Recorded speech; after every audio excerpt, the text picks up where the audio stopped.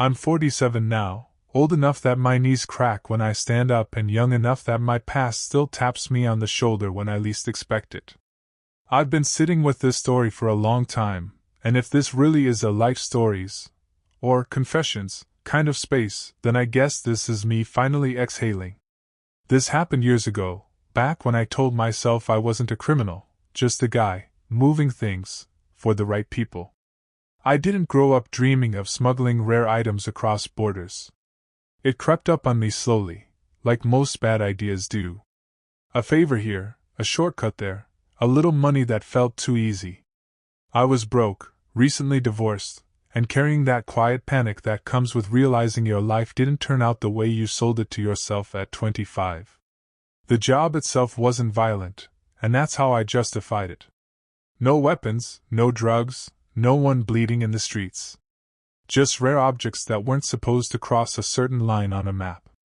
Still, the moment I agreed, I knew I was stepping into something where danger lurked around every corner: customs offices, curious strangers, my own loose mouth. This story is about one particular run that still visits me in the middle of the night. Not because it was the biggest or most profitable, but because it was the first time I truly understood what I was risking, and what kind of person I was becoming. Preparation was where I told myself I was being responsible, which is a wild thing to think about when you're planning something illegal. I wasn't some mastermind, but I wasn't reckless either. I read obsessively, not guides, not manuals, but people. I paid attention to patterns, routines, the way authority figures get bored when nothing looks interesting enough to be a problem. I spent weeks pretending this wasn't happening while absolutely obsessing over it. I changed little habits first. Different routes to work. New places to grab coffee. I stopped talking about myself as much, which my friends probably thought was personal growth but was really just me learning how to shut up. Loose talk didn't get you arrested, but it got you noticed, and noticed was one step away from trouble. The item itself stayed out of sight, locked away somewhere I didn't even like thinking about. I rehearsed explanations in my head for things no one had asked yet. Why I was traveling. Why I looked tired. Why I was nervous. I practiced sounding casual in the mirror, which in hindsight only made me look like someone practicing sounding casual. What surprised me most was how lonely the preparation felt. No one pats you on the back for being careful when you're doing something wrong. Every decision felt heavier because I couldn't share it. By the time everything was ready, I already felt like I'd crossed a line I couldn't uncross, even if I backed out. The day it actually happened felt unreal, like I'd stepped into someone else's routine and was just borrowing it for a while. I woke up early without an alarm, heart already thumping like it knew something my brain was still pretending not to. Everything looked normal, same light through the curtains, same street noise, but I remember thinking, this is the last moment where nothing has gone wrong yet. Travel always has a strange rhythm to it, and that worked both for and against me. People are distracted, tired, wrapped up in their own problems. I leaned into that, keeping my head down, moving when everyone else moved. Still, every sound felt amplified. Every uniform felt like it was angled directly at me, even when it clearly wasn't. There were moments where time seemed to slow to a crawl. A casual question asked with no suspicion behind it still made my mouth go dry. I could feel my pulse in my ears, could almost hear it, and I was convinced it was somehow obvious to everyone around me. Other people reacted the way people always do, impatient, bored, mildly annoyed, but I read meaning into every glance, every sigh. The unexpected difficulty wasn't some dramatic showdown or alarm blaring. It was much quieter than that. A delay? A small change in routine. The kind of thing that would have been forgettable on any other day, but in that moment felt like fate tapping me on the shoulder, asking if I was really sure about this. I remember thinking, if something goes wrong now, it's on me. I chose this. The thing no one tells you about doing something illegal is how quickly your imagination turns against you. The confrontation didn't start with flashing lights or raised voices. It started with a pause that lasted half a second too long. Someone looked at me, really looked, and I felt exposed in a way I hadn't prepared for. There was a question, simple, almost polite. The kind of question that wouldn't mean anything to an innocent person. To me, it sounded like an accusation wrapped in a smile. I answered it, and I could hear my own voice wobble, just slightly. I tried to justify that wobble in my head: lack of sleep, travel stress, nerves. I hoped whoever was listening would land on the same explanation. What followed was a stretch of time where I didn't know what was happening behind closed doors, and that uncertainty was worse than anything concrete. I stood there, hands still, face neutral, replaying every step I'd taken to get there. I thought about excuses I could give if things went sideways, and then immediately hated myself for how practiced those excuses felt. There were other people around, and that made it harder. No one knew what I was carrying or why I was sweating through my shirt, but I was hyper-aware of them anyway. I felt like I was lying to everyone at once: strangers, authority figures, maybe even myself. When the moment finally passed, it didn't feel like victory. It felt like surviving a wave that could have just as easily pulled me under. Once I was past the immediate danger, everything hit me all at once. My hands started shaking so badly I had to sit down, pretend I was just another exhausted traveler. The adrenaline didn't feel heroic or cinematic. It felt messy, like my body was dumping chemicals faster than my brain could make sense of them. There was a thrill, I won't lie. A sharp, electric buzz that made colors seem brighter and sounds clearer. That scared me more than the fear did. Realizing that part of me liked how close I'd come to the edge forced me to confront something ugly about myself. Getting away from the immediate scene didn't bring relief the way I thought it would. I kept waiting for my body to calm down, for my thoughts to line up in a straight, sensible order, but they didn't. They scattered. Every sound behind me felt like it could be someone calling my name, even when no one was. I remember walking for a long time without really knowing where I was going. Just putting distance between myself and that moment. My phone buzzed at one point, and I nearly jumped out of my skin. It was nothing, some automated notification, but it showed me how fragile my composure really was. I started second-guessing everything I'd done after the fact. Did I move too fast? Too slow? Did I make eye contact for too long? Not long enough? The crime itself was technically over, but my mind refused to accept that.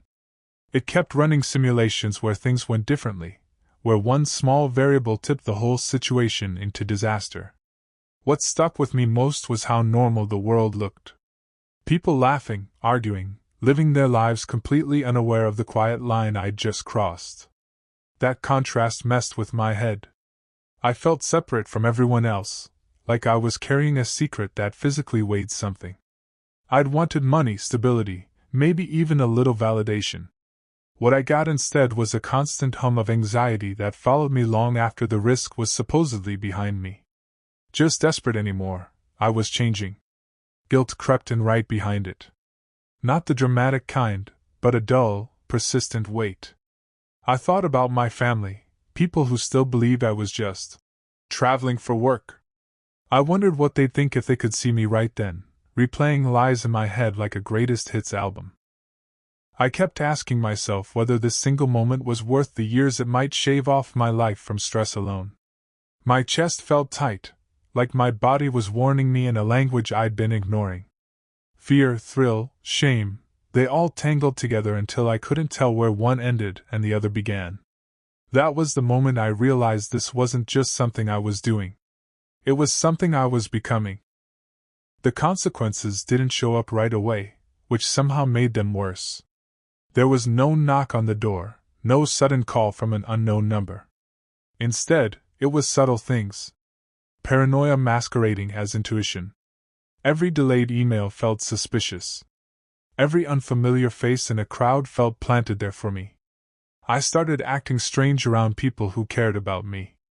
I'd pause before answering simple questions, like my brain had to check itself before speaking. That hesitation raised eyebrows. I caught myself lying when the truth would have been easier, safer even, and once you start doing that, it becomes a habit faster than you'd think. Sleep became a problem. When I did manage to drift off, I dreamed about being stopped, questioned, exposed. In some versions, I talked my way out of it.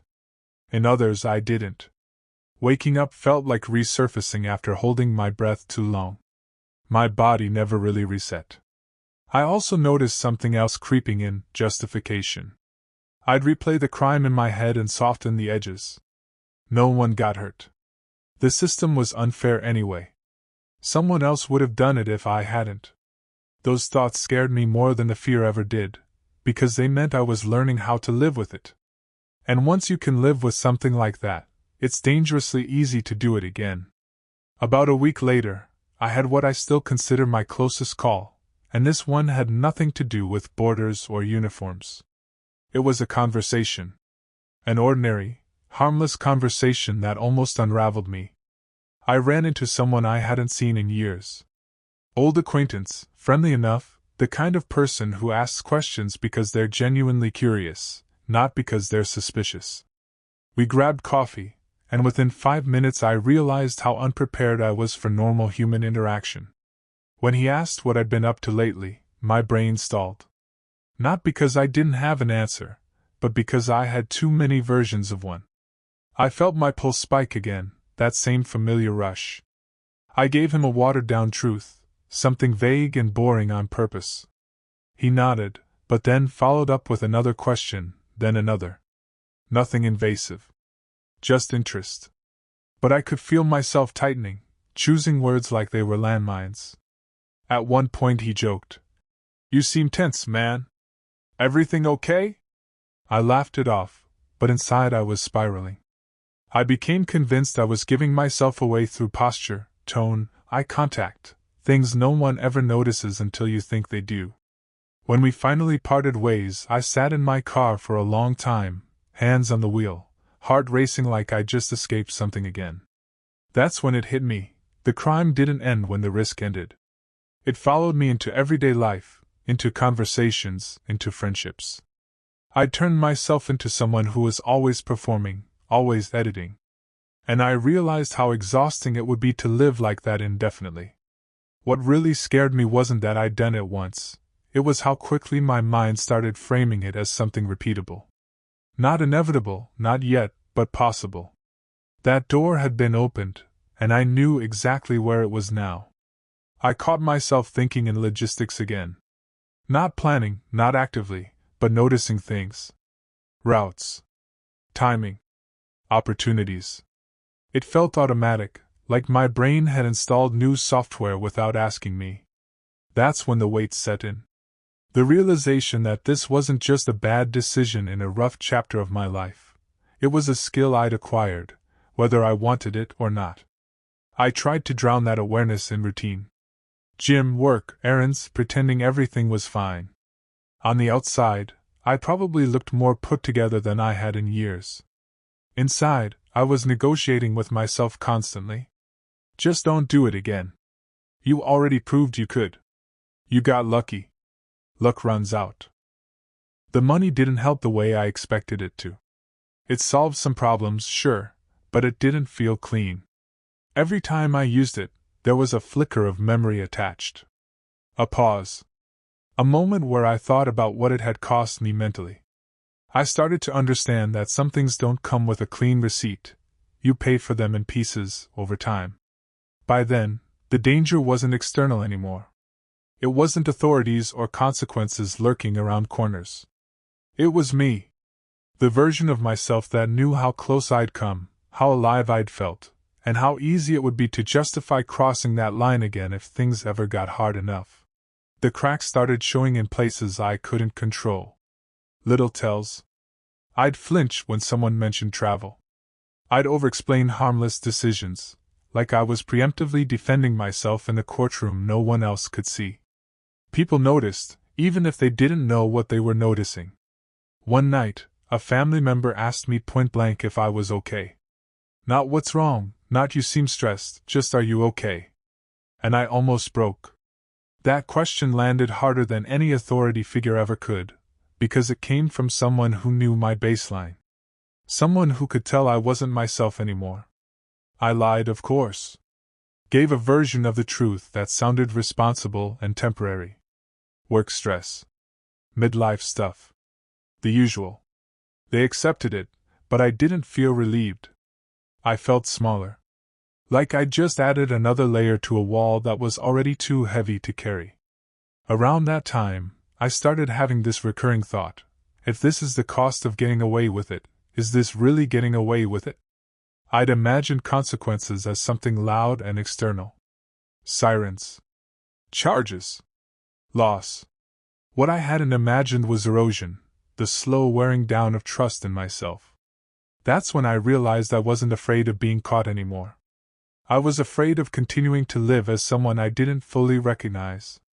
And that fear was quieter, more persistent, and harder to outrun than anything I'd felt during the crime itself. The resolution didn't come as some big, cinematic decision. There was no dramatic vow in the mirror or midnight epiphany. It came quietly, through exhaustion. I was tired of monitoring myself. Tired of rehearsing lies. Tired of feeling like every future version of my life had an asterisk next to it.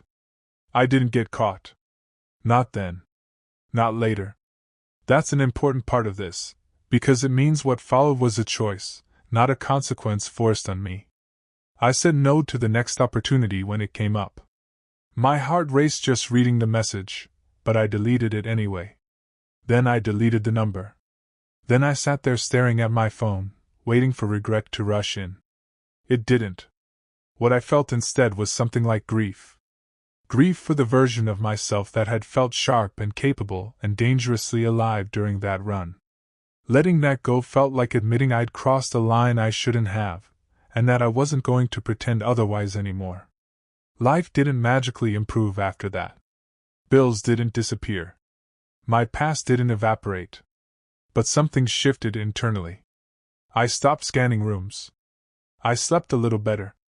The constant hum in my chest quieted enough that I could hear my own thoughts again without immediately distrusting them. I didn't turn myself in. I didn't confess to anyone in my real life. This post is probably the closest I'll ever come. But walking away, voluntarily, changed how I see myself. Not because it erased what I'd done, but because it proved that the worst thing I'd done didn't have to be the truest thing about me. Time has a way of sanding down the sharpest edges, but it also makes certain details clearer. Years later, when I think about that crime, it doesn't feel close anymore. It feels like watching a younger version of myself make choices I understand but wouldn't repeat. That distance is strange, comforting and unsettling at the same time. I can see now how desperate I was for control. Not just money, but proof that I still had agency, that I wasn't stuck in the version of life I'd ended up with. The crime wasn't really about the item, or the border, or the risk. It was about feeling competent again in a world where I felt increasingly irrelevant. What surprises me is how vivid the emotional memory still is. I don't remember every logistical detail, but I remember how my stomach dropped, how my hands shook, how my thoughts raced ahead of themselves. Those sensations left a deeper imprint than the act itself. It's like my body learned a lesson my mind took longer to catch up with. I don't romanticize it anymore. At the time, I might have told the story with a smirk, framed it as a wild chapter or a necessary evil. Now it just feels heavy. Not shame heavy, exactly, more like responsibility heavy. Owning that I did it, that I chose it, and that I'm the one who has to carry that knowledge forward. Distance doesn't erase what you've done, but it does give you context. And with context comes the uncomfortable clarity that some lines, once crossed, stay visible forever, even if you never step over them again. One thing I didn't expect was how much that single crime would quietly reshape how I saw myself. Not in a dramatic, movie montage way, but in small, persistent adjustments. Like realizing there's a version of you capable of things you once thought were off limits, and that knowledge never fully goes away. For a long time, I wrestled with labels. Am I a criminal if I don't do it anymore? Was I ever really a good person, or just someone who hadn't been tested hard enough yet? Those questions don't have clean answers, and pretending they do is just another kind of lie. I noticed it in how I judged other people, too. Stories in the news stopped feeling abstract. When I heard about someone getting caught doing something illegal but nonviolent, my first instinct wasn't outrage, it was recognition. I understood the slippery slope, the rationalizations, the way one decision can feel like the only logical move in a narrowing set of options. At the same time, I became more cautious about the stories I told about myself. I stopped framing my life in terms of, I would never, and started thinking in terms of, I choose not to. That shift mattered. It made morality feel less like a personality trait and more like a practice, something you have to actively maintain, especially when life gets uncomfortable. That crime didn't turn me into someone else overnight. But it cracked the illusion that identity is fixed. What it showed me, uncomfortably and clearly, is that who you are is often just the sum of the lines you haven't crossed yet, and the reasons you give yourself for staying on your side of them. If there's one thing I wish someone had told me back then, it's that the danger isn't just in getting caught, it's in what the act teaches you about yourself. People talk a lot about risk in practical terms, but no one warns you about the internal fallout. The way your moral boundaries don't snap back into place once you're done. They stay bent. I used to think I was immune to escalation. That I could compartmentalize, do one bad thing for a good reason, and then return to normal life unchanged. That's a comforting fantasy, and it's a lie. Every line you cross makes the next one look thinner, more negotiable. You don't notice it happening until you look back and realize how far your thinking has drifted. Another thing, secrecy is corrosive. Even when no one knows you know. It seeps into conversations, relationships, self-respect. You start editing yourself without realizing it, and that constant self-censorship wears you down in ways that don't show up on any balance sheet. I'm not here to preach, and I'm definitely not pretending I have clean hands. But if someone reading this is standing at the edge of a decision they're trying to rationalize, telling themselves it's temporary, harmless, necessary, I'd urge you to slow down. Not because of the law, not because of punishment, but because of who you'll have to live with afterward. The scariest part isn't that something bad might happen. It's that nothing might, and you'll still be changed by it.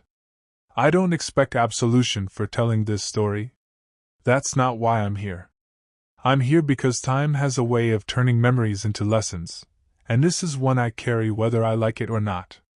Smuggling that rare item across a border didn't ruin my life, but it quietly rewired parts of it, and pretending otherwise would just be another lie layered on top of the old ones. If you take anything from this, let it be this: getting away with something isn't the same as escaping it. The real aftermath lives in your head, in the way you see yourself when no one's watching. That's where the reckoning happens, if it happens at all. I learned that fear and thrill can coexist, that justification is seductive, and that character isn't revealed in the moments where doing the right thing is easy. It's revealed when doing the wrong thing feels efficient, logical, even necessary. That's when your values get tested, not in theory, but in practice. My advice? If you're standing where I once stood, convinced this is a one-time thing or a victimless shortcut, ask yourself who you'll be afterward. Not what you'll have, not what you'll avoid losing, but who you'll become. Because long after the adrenaline fades and the danger passes, that version of you is the one who sticks around. Thanks for reading. I don't know if writing this lightened the weight, or just named it more clearly. Either way, it felt like time.